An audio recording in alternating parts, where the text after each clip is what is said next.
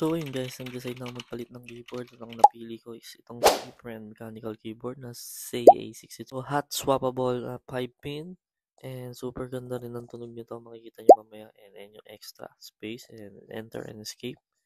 And next natin yung kanyang USB to Type-C na connection. So try mo dito, and ang magagamit mo is pwede mo siyang i-connect via 2G Bluetooth na wireless connection.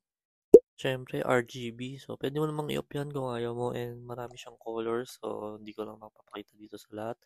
And, ayan yung gilid niya. May RGB rin. So, sa mga fan ng RGB dyan. So, ako minsan ino-off ko na yan pag ayaw ko. So, may level din siya yun. So, first level, yung para maangat, and yung second level para maangat. So, yan yung position. So, test na natin yung tunog.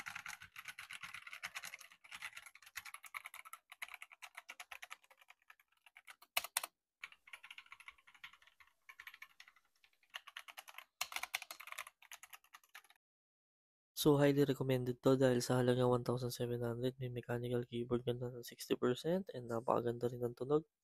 And nandyan sa yellow basket or sa showcase ko. So, bili na kayo.